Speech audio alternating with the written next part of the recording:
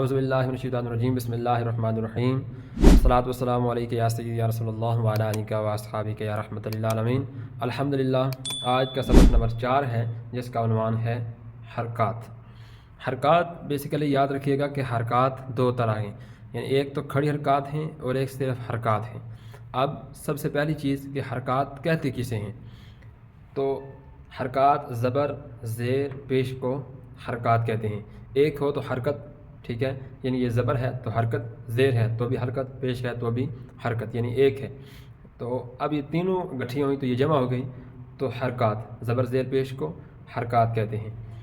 حرکات حرکت کی جمع ہے، ایک ہو تو حرکت اور جمع ہو تو حرکات۔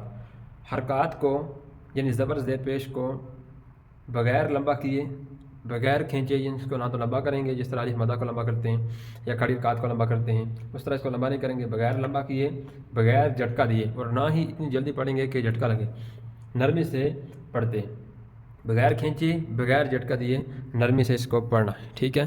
اب یہ دوسری چیز یہ یاد رکھیے گا کہ اگر ہم اس کو لمبا کر کے پڑھتے ہیں تو نقصان کیا ہوگا۔ تو پہلے یہ چیز دیکھ لیں کہ نیچے سورہ فاتحہ کی پہلی آیت لکھی ہوئی ہے، ٹھیک ہے، الحمدللہ رب العالمین۔ اب اگر ہم الحمد، یہ دال کے اوپر پیش ہے تو اس کو لمبا نہیں کریں گے، ٹھیک ہے، الحمد۔ اب اس کو اگر لمبا کر دیتے ہیں الحمد، ٹھیک ہے، اور للہ، ہاں کے نیچے زیر ہے، ٹھیک ہے، تو اس زیر کو ہم لمبا کر دیتے ہیں، ٹھیک ہے، الحمد للہ، ٹھیک ہے، اور ربی، تو رب یہاں پہ درمیان میں الف لگا دیں، اس کو اگر را کو اوپر زبر ہے اس کو لمبا کریں گے تو درمیان میں الف آ جائے گا، یعنی اتنا لمبا ہوگا تو را بھی پڑھتے ہیں یہاں پہ۔ تو اگر اس طرح ہم حرکت کو لمبا کر کے جب لمبا کریں گے تو ظاہر ہے کہ حرف بدل جائے گا، تو اگر اس کو لمبا کریں گے تو یہ معنی کفر کی حد تک چلے جاتے ہیں، ٹھیک ہے، تو اس سے نماز فاسد ہو جاتی ہے، ٹھیک ہے۔ اگر آپ الحمدو پڑھتے ہیں، للہ پڑھتے ہیں، اور ربی کی جگہ را بھی پڑھتے ہیں، را کو لمبا کر کے، زبر ہے تو زبر کو کھینچتے ہیں تو یہ را بھی بن جائے گا۔ تو اگر اس طرح آپ اس کی تلاوت کرتے ہیں، یعنی ہے کیا ہے، صرف حرکات کو آپ نے لمبا کیا ہے تو پورے کا پورا معنی بدل جائے گا، تو نماز فتویٰ یہ ہے کہ نماز فاسد ہو جائے گی۔ اسی طرح ایک مثال یہ دیکھ لیجئے، یہ ہے اکالا۔ اکالا کا مطلب ہوتا ہے عربی میں ہوتا ہے کھانا، ٹھیک ہے۔ اسی طرح ہم نے یہ زبر ہے شروع میں، اس کو لمبا کیا تو یہ بن جائے گا آکل، ٹھیک ہے، تو یہ ہے اکالا، اس کا مطلب ہوتا ہے کھانا، تو آکل یہ کھانے والا، ٹھیک ہے، ایک ہے کھانا لمبا کیا۔ اسی طرح ہم یہ لفظ ہے لہو، لہو کا مطلب ہوتا ہے واسطے اس کے، کسی کے لیے بھی کوئی چیز ہو سکتی ہے، ٹھیک ہے۔ اب اس کو اگر ہم کرتے ہیں، لام کے اوپر زبر ہے، اس پہ ہم الف لگا دیتے ہیں، یعنی اس کو لمبا کریں گے تو یہ ظاہر ہے کہ اگر الف خود بخود آ جائے گا یا کھڑا زبر آ جائے گا تو یہ لاہو بن جائے گا۔ تو لا کا مطلب ہوتا ہے نہیں، ٹھیک ہے، ہو کا مطلب ہوتا ہے اس کے لیے۔ اب لہو کا مطلب کیا تھا، اس کے لیے، تو لا آ گیا تو اس کے لیے نہیں، ٹھیک ہے، یعنی پورے کا پورا معنی بدل گیا۔ اسی طرح قادرہ، تو قادرہ یہاں پہ کاف کے اوپر زبر ہے، اس کو لمبا کریں گے تو یہ قادر، تو یہ اس کا مطلب کچھ اور ہے، یہ پورے کا پورا معنی تبدیل ہو کے تو قادر اور مطلب میں اور معنی میں آ جاتا ہے۔ اس لیے یہ سبق بہت زیادہ ضروری ہے، ٹھیک ہے بہت سمپل لیکن ہے بہت ضروری، ٹھیک ہے۔ تو سب سے پہلے حمزہ زبر آ، اب اس کو حمزہ زبر آ نہیں پڑھیں گے بلکہ آ، اور اس میں جھٹکا بھی نہیں دیں گے، ایسے جھٹکا بھی یہاں پہ اس کو نہیں دینا، ٹھیک ہے۔ حمزہ زیر ای، حمزہ پیش او، آ ای او، ٹھیک ہے، آ بھی نہیں پڑھیں گے، اس کو جھٹکا بھی نہیں دیں گے، ٹھیک ہے۔ اسی طرح با زبر با، با زیر بی، با پیش بو، با بی بو، تا زبر تا، تا زیر تی، تا پیش تو، تا تی تو، ٹھیک ہے، لمبا نہیں کریں گے۔ اور یہ تا باریک ہے، یہ تو حروف مستعلیہ میں سے ہے، ان کو موٹا کر کے پڑھیں گے۔ تو زبر تو، تو زیر توئی، تو پیش تو، تو توئی تو، آگے دال زبر دا، دال زیر دی، دال پیش دو، دا دی دو۔ اب دال کے اوپر مد ہوگی، جیسے میں نے پہلے لیسن میں آپ کو پڑھایا بھی تھا کہ کن حروف کو لمبا کرنا ہے، کتنا لمبا کریں گے، وہ ڈیٹیل سمجھا دی تھی، ٹھیک ہے۔ اسی طرح سا زبر سا، اب یہ سا، ذال اور وا، یہ تینوں کا مخرج بالکل قریب قریب ہے، یوں کہہ لیجیے کہ ایک ہی مخرج ہے اس کا، ٹھیک ہے۔ تو اس لیے ان میں ڈفرینس ہونا ضروری ہے۔ سا زبر سا، ثا زیر ثی، ثا پیش ثو، ثا ثی ثو، ذال زبر ذا، ذال زیر ذی، ذال پیش ذو، ذا ذی ذو۔ اب یہ ذال ہے اور اسی طرح آتا ہے زا، یہ نرمی کے ساتھ پڑھیں گے، ذال، دال کے بعد ذال، ٹھیک ہے۔ اور جو زا ہے را کے بعد زا، اس را کو وہ حروف صفیریہ میں سے ہے، اس کو سختی کے ساتھ پڑھیں گے، ٹھیک ہے۔ اسی طرح ضا زبر وا، یہ وا جو ہے یہ حروف مستعلیہ میں سے بھی آتا ہے اور ان تینوں کا مخرج بالکل ایک ہی ہے، ٹھیک ہے، لہذا آواز میں ان کی ساؤنڈ میں ڈفرینس ہونا ضروری ہے۔ وا زبر وا، وا زیر وی، وا پیش ضو، وا وی ضو۔ حا زبر حا، حلق کا درمیان والا حصہ، حا زیر حی، حا پیش حو، حا حی حو۔ ہا یہ سینے کی طرف سے ادا ہوگا، ہا زبر ہا، ہا زیر ہی، ہا پیش ہو، ہا ہی ہو۔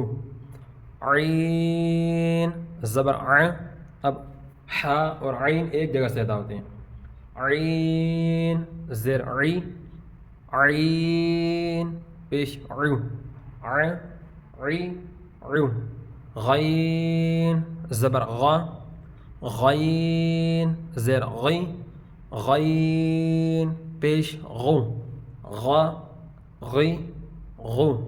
خا زبر خا، خا اور غین ایک جگہ سے ادا ہوتے ہیں، خا زیر خی، خا پیش خو، خا خی خو۔ سین زبر سا، اب سین ہے، سین حروف صفیریہ میں سے ہے، سیٹی کی آواز تو آئے گی لیکن یہ حروف مستعلیہ میں سے نہیں ہے، اس کو موٹا نہیں کر کے پڑھیں گے۔ سین زیر سی، سین پیش سو، سا سی سو، یعنی سیٹی کی آواز میں آئے گی لیکن موٹا نہیں کریں گے۔ صاد زبر صا، اب اس میں سیٹی کی آواز بھی آئے گی اور اس کو موٹا کر کے پڑھیں گے۔ صاد زیر صی، صاد پیش صو، صا صی صو۔ ضاد زبر ضا، اس کا میں نے کل آپ کو مخرج بتایا تھا پچھلی کلاس میں، ضاد کا جو مخرج ہے یہ کیونکہ دال ہے یا ضاد ہے، یہ حروف مستعلیہ میں سے بھی ہے اور ان کا مخرج دونوں کا علیحدہ ہے، یعنی جہاں سے یہ ادا ہوتے ہیں وہ جگہ مختلف ہیں، لہذا اس پہ آپ نے پوری کوشش کرنی ہے اس کو صحیح طرح سے ادا کرنے کی۔ ضاد زبر ضا، ضاد زیر ضی، ضاد پیش ضو، ضا ضی ضو۔ قاف زبر قا، یہ قاف حروف مستعلیہ میں سے موٹا کر کے پڑھیں گے، قاف زیر قی، قاف پیش قو، قا قی قو۔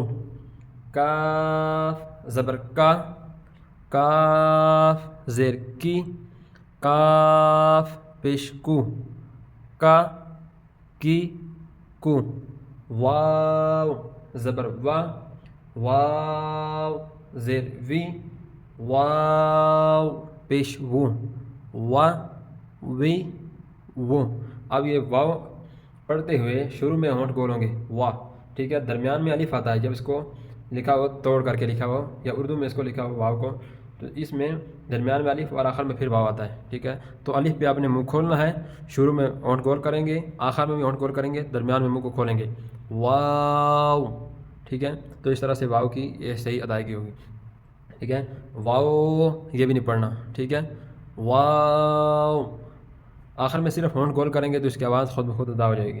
نون زبر نا، نون زیر نی، نون پیش نو، نا نی نو، ٹھیک ہے، یاد رکھیے گا کہ حروف کی آواز ناک میں حتیٰ الامکان کوشش کرنی ہے کہ ناک میں آواز نہ جائے۔ اسی طرح میم زبر ما، اب میم، اسی طرح جیم، ٹھیک ہے، جی کو لمبا کریں گے تو آخر میں میم، تو اس طرح آواز ناک میں نہیں جائے گی۔ اسی طرح میم کو لمبا کریں گے می، اسی کو لمبا کریں تو اینڈ میں میم کو ملا دیں، میم زبر ما، میم زیر می، میم پیش مو، ما می مو۔ تو دو چیزیں یاد رکھنی ہیں، ایک حرکات کہتے کسے ہیں، ٹھیک ہے، دوسرا حرکات کو لمبا نہیں کرتے۔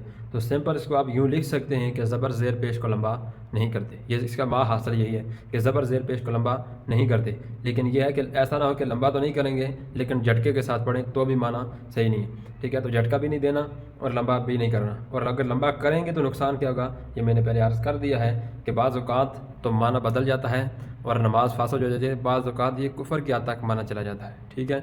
تو مثال کے طور پہ اگر کوئی واحد کا صیغہ ہے تو اس کو لمبا کرنے سے، ٹھیک ہے، ضربا ضربا، ٹھیک ہے، تو یہ تثنیہ بن جائے گا، ٹھیک ہے۔ اسی طرح واحد کا صیغہ ہے تو کبھی کبھار تثنیہ بن جاتا ہے، کبھی جو ہے وہ واحد متکلم اور جمع متکلم، بہرحال یہ کچھ گرامر کی چیزیں ہیں، اور سمپل یہ یاد رکھیے گا کہ کبھی کبھار تو معنی بدلتا ہے، صرف بدلتا ہے معنی، ٹھیک ہے، اور کبھی کبھار معنی کفر کی حد تک چلا جاتا ہے، نماز پڑھیں تو نماز فاسد ہو جاتی ہے، ٹھیک ہے۔ تو اس لیے اس پہ آپ نے بہت زیادہ توجہ دینی ہے اور اس کو اچھے طریقے کے ساتھ یاد کرنا ہے۔ اللہ تعالی ہمارا حامی و ناصر ہو۔